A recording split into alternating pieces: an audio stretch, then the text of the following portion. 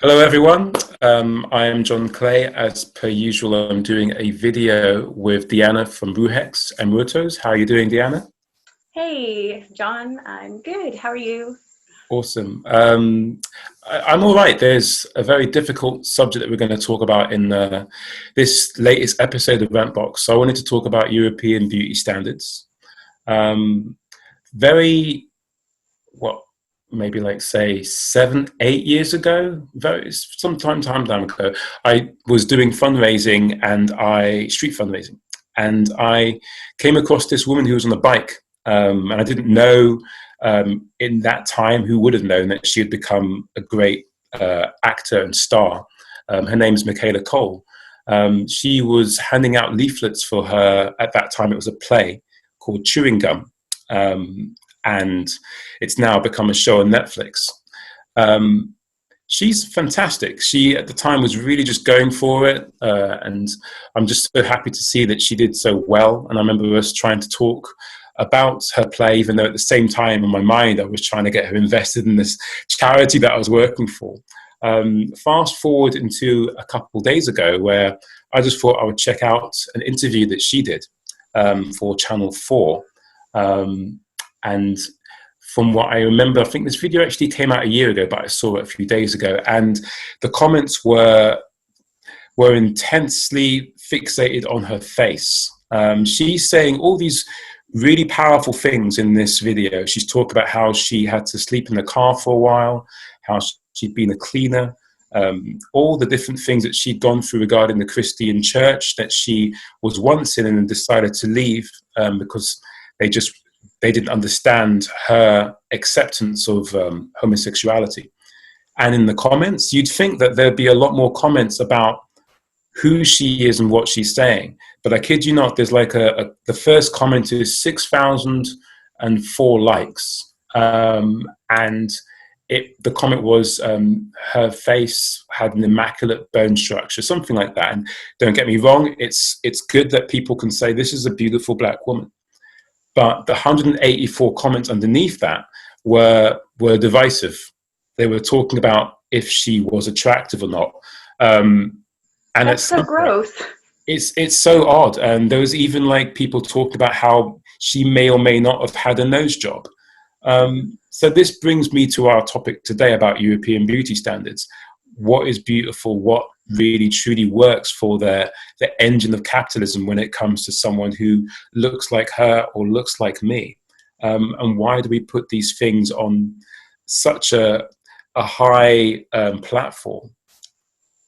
It's baffling to me that we have to funnel ourselves into an idea of apparent attractiveness, which is often dominated by those who have colonized the world and said, this is beautiful, this Greek statue is beautiful. But that's my opening salvo. How do you feel about any of this? Yeah, that really resonates, and I love this topic. So, obviously my experience of this is different because as a mixed race person, and I have a lot of, Northern European whatnot, so I benefit from a lot of the colonial beauty standards, which is to me just so gross. Like, I don't agree with it. But I've seen it particularly with my mother. So, for example, my mom is Mexican, 100%, and she looks very, very Aztec, I would say. Aztec. We don't know exactly what our indigenous heritage is because everyone was forced to hide their practices because otherwise they would literally get murdered. They did horrible, horrible things to the native people. But I grew up knowing that my mother thought she was ugly. And the first thing this is one of the first stories I remember about her telling me about when we were born. She said, when me and my sister were born, instead of counting that we had 10 fingers and 10 toes like people normally do, she checked to see that we didn't have her nose, her beautiful Aztec nose, which is much larger than mine, much larger than my dad's, but she hated it. And I think that all of her experiences of racism, of looking different and all of that really made her hate her appearance. And it's so sad and so funny because actually I wish I have her I wish I would have her nose. I think she's beautiful, you know. Um, so just that. I think it's something very sad that cuts off the beauty from the diversity that we have. And I Yeah, want my mom to think she's beautiful. You know, what a sad thing to grow up with. So that's yeah. kind of my experience of it. What about Oh, you personally? I mean, well, how I did could that? definitely relate to what your mother has obviously taken on board as something that holds her back. Not too long ago, I was in a relationship where I would never really truly believe that the person I was seeing was truly into how I looked because of my conditioning. You know, I mean, I'm an 80s kid, you know, that's when I was young.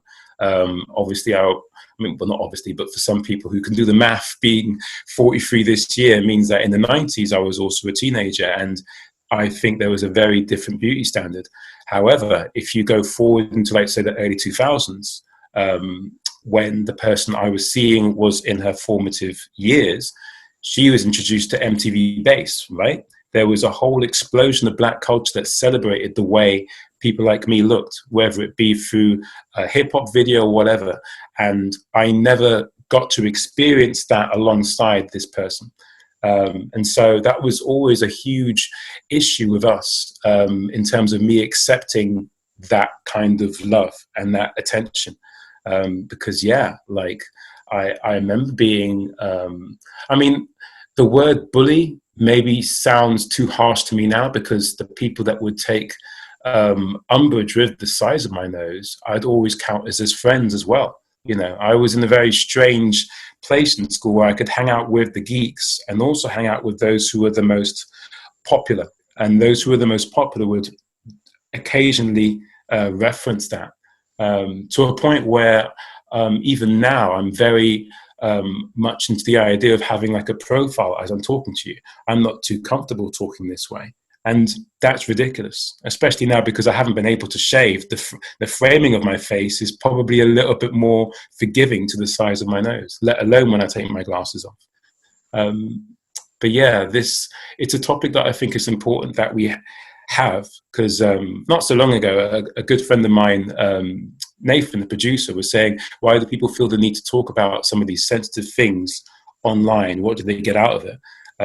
But I would like to think that if someone else had these ideas about themselves, which are distorted and go through a very horrible, dark prism of disbelief, really, or unbelief. I'm not sure what the right terminology would be. It's a tough subject for me. But if someone else were talking about this online, then maybe I would feel less alone. You know.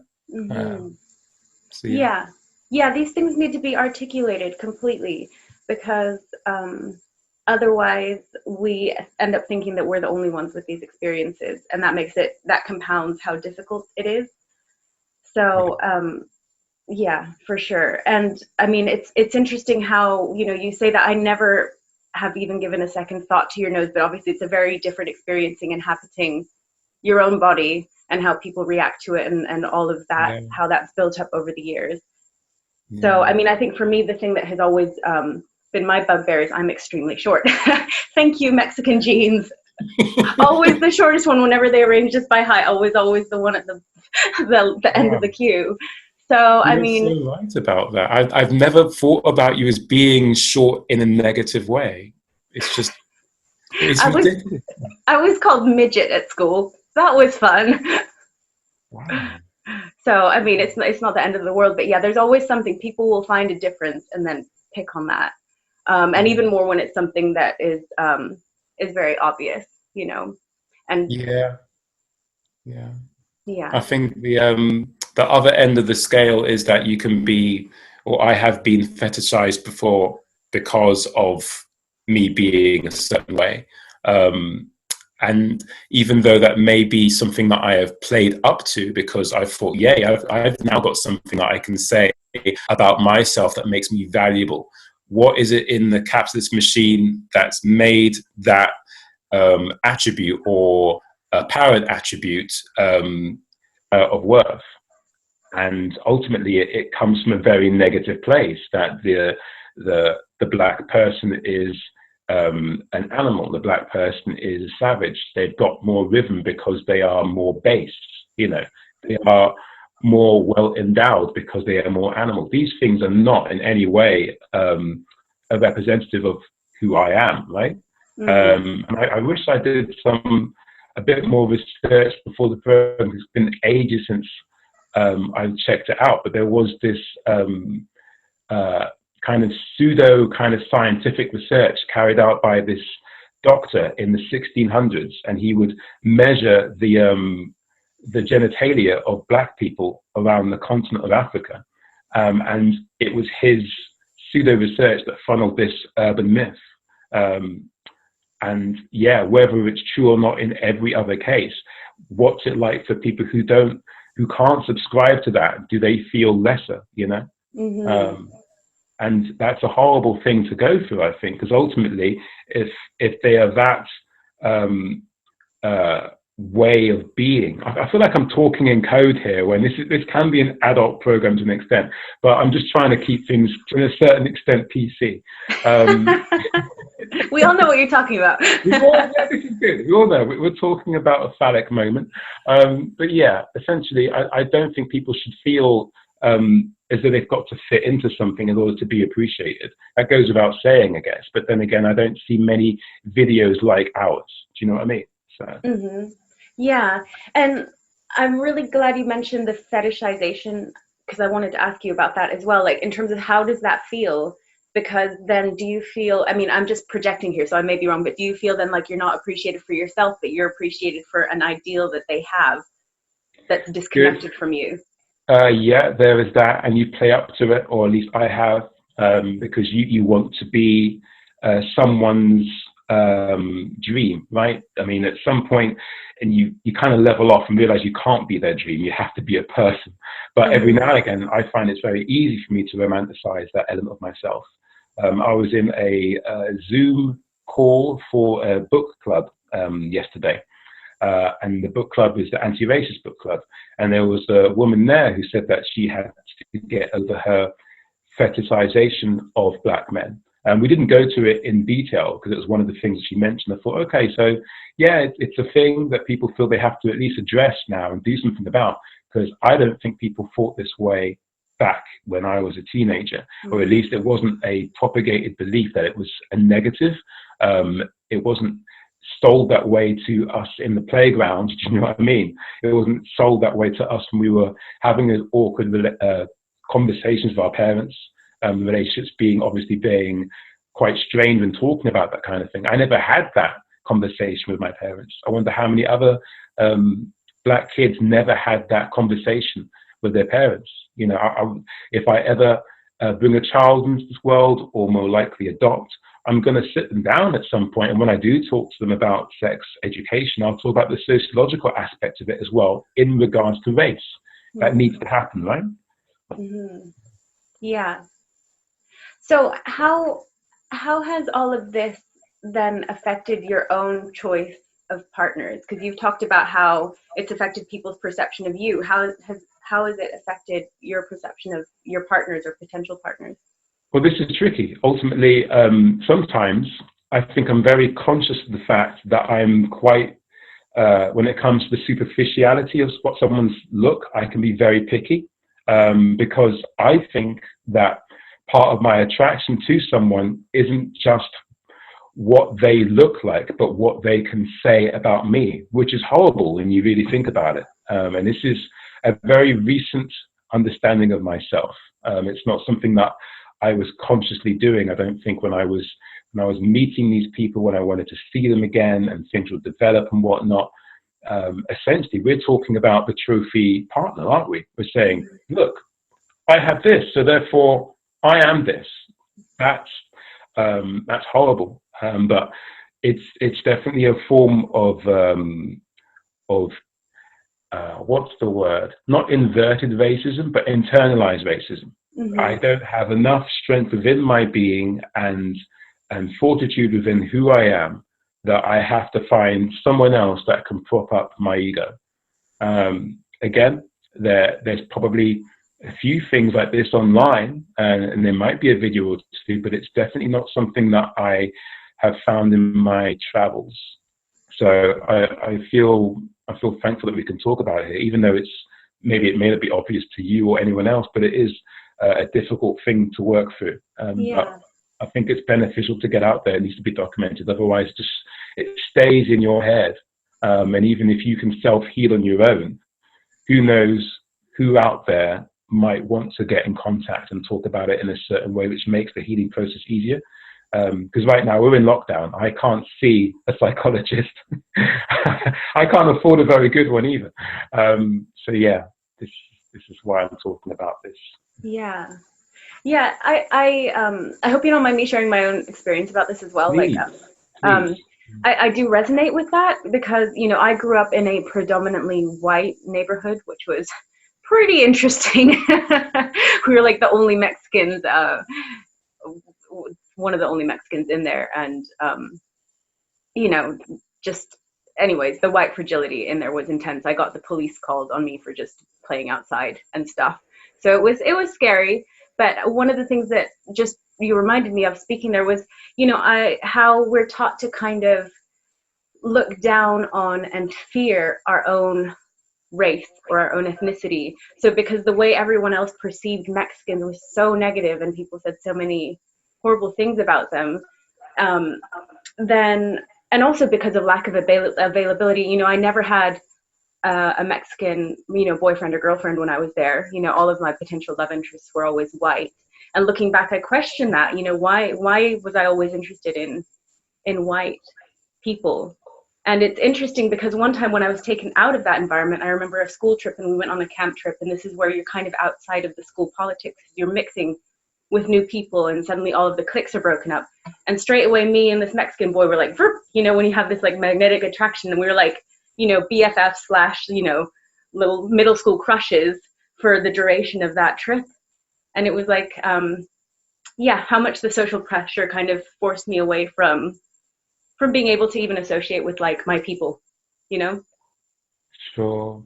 Like, you know, you have to just do what you can to survive. And sometimes that means like cutting yourself off, which is really horrible. And in retrospect, like not something that was conscious, but I would definitely approach it differently, you know, if I could time travel. Do you have like, I don't know, what would you say to that person when you go back in time, the other you know, the person that you were before now? I would, fuck. Sorry, of all the questions I could ask, I was thinking, do something fairly deep. It's deep. Yeah, you know what I would say is find your people, because you're not alone. Find your people, and that's so valuable. It doesn't mean that you cut out everyone else, but you almost need to be nourished at a well of understanding. That sounds so crappy and like fake poetic, but you know, I read something recently when I was doing my psych degree that was like, basically, without a shared cultural context, it's like you're speaking in a different language. It's like you're speaking with no tongue and no one can understand you. And so I feel like finding that shared cultural context is an essential part of the human experience. We need that. We need to be understood. And when you're living without that, you're starved in a way. And so that person that I was back then was starved. And so I would guide them to seek that connection. Okay. Mm-hmm. Have you spoken to your mother about what you first began with in the video, in terms of her insecurity about her face? Oh, you know, not like in a massive conversation. I tell her all the time that I think she's beautiful, because she is. I love my mom. She's beautiful. And she laughs and she says, "Mamita, you're looking at me with the unconditional love of a child." In other words, like, she doesn't believe me. Yeah. Oh no. Oh, I know. I think that maybe the idea, the legacy of this is to figure out ways how not to pass on that negativity. Right? As I said before, if I ever do have the guardianship of a child, I will tell them about my insecurity, but it will be in a way that hopefully frees them up from thinking about it in a way that they have. I mean, I have no idea what they'll look like, and this could be a heavier thing, but how do I react to how they look like based on what you said your mother went through, you know? Wow. As we said off camera, we could easily talk about this subject forever. But I have an idea that if we ever feel that there's more to be said about it, and I'm sure there is, we can come back to it in a later video. But I think for now, let's keep this condensed. And I have a thing to kind of throw out there. What if we end the video by suggesting what we'd like to talk about next time as a bit of a hook? You guys, we're making this program for you as we speak. Does that sound like a good idea? Yeah, we could do. I mean, I don't know what we're going to talk about next time. Do you? I have an idea. I'd like to talk about the weaponization of Black voices by the right in order to inflict, malcontent intruths or lies about what really is going on regarding BLM. So that's what I'd like to talk about. Yes, brilliant. Something to look forward to. Very, very important. Yeah. I mean, if you want, you don't necessarily have to say what you're going to talk about, because the tradition that we're starting up will be in the next video, you say what you're going to talk about next time. Sounds good. Fair trade. Excellent. Well, thank you, Deanna, for your time, and thank you everyone else for watching. You can find more of these videos, I guess, on our timelines for now, or if you go to Public Pressure, there should be quite a few videos there already uploaded. So, yeah, bye-bye. Bye.